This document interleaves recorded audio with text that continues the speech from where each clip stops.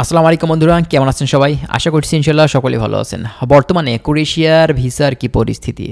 দেখুন, আপনাদের জন্য খুবই ভালো খবর যে ক্রোয়েশিয়ার ভিসা করতে হলে আমাদের কিন্তু নেপালে অথবা ইন্ডিয়াতে যাওয়া লাগতো, ঠিক আছে? কিন্তু বর্তমানে আমাদের যে সরকার আছে মূলত এখন ইন্ডিয়ার এই পরিস্থিতি অনুযায়ী আমাদের কিন্তু ভালো একটা ব্যবস্থা করে দিয়েছেন। বিভিন্ন দেশের ভিসা কিন্তু এখন আমাদের বাংলাদেশ থেকেই হচ্ছে। অতএব আপনি বাংলাদেশ থেকে কিন্তু ক্রোয়েশিয়ার ভিসা নিয়ে ক্রোয়েশিয়ার দেশটিতে কিন্তু যেতে পারবেন। আপনাকে ইন্ডিয়াতে যাওয়ার দরকার হবে না, আপনার নেপালে যাওয়ার কোনো প্রয়োজন নেই। আপনি বাংলাদেশ থেকে কিন্তু এই ক্রোয়েশিয়ার ভিসাটি কিন্তু আপনি করতে পারবেন, ঠিক আছে?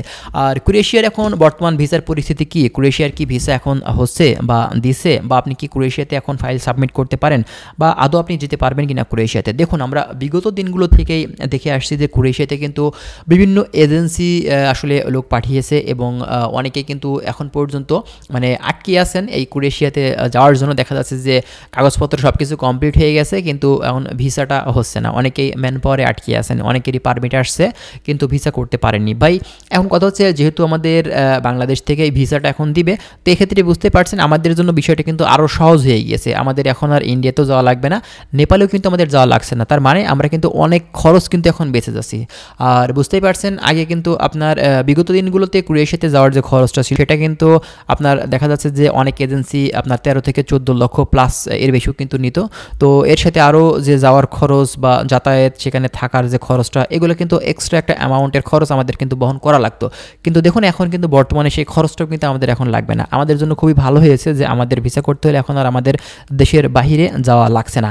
আর এখন কিন্তু যেহেতু আপনার ক্রোয়েশিয়ার ভিসা হচ্ছে, বিভিন্ন এজেন্সি কিন্তু এখন মানে আগের থেকে এখন আরও বেশি কাজ করছে ক্রোয়েশিয়া নিয়ে। যেহেতু এখন ভাই সব কিছু আমাদের বাংলাদেশে হবে, সেজন্য শুধুমাত্র ক্রোয়েশিয়া না, বেশ কিছু দেশের ভিসাই কিন্তু বাংলাদেশ থেকে হবে। আপনার 27 থেকে 28টি দেশ আমরা যতদূর পর্যন্ত জানি, ঠিক আছে?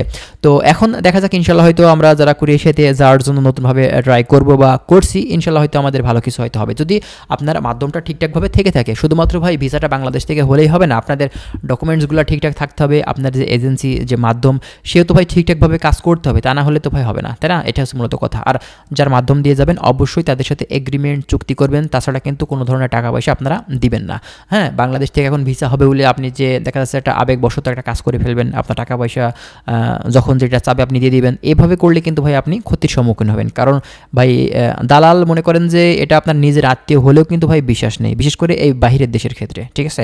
অবশ্যই আপনারা সাবধান, যার মাধ্যম দিয়ে যাবেন একটি ডকুমেন্টস, একটি এগ্রিমেন্ট করবেন, তারপরে আপনারা টাকা পয়সা, তারপরে আপনারা যে ডকুমেন্টসগুলো এগুলো শেয়ার করবেন, ঠিক আছে? তো যাই বন্ধুরা, আশা করছি বিষয়গুলো বুঝতে পারছেন। আর যদি অন্য কিছু আপনাদের জানার থাকে অবশ্যই আপনারা কমেন্ট করতে পারেন, আমরা চেষ্টা করব আরও অনেক ধরনের বিষয়গুলো নিয়ে কিন্তু নেক্সট টাইমে ভিডিও দেওয়ার। তো ভালো থাকবেন সবাই, আজকে এখানে শেষ করছি। আল্লাহ হাফেজ।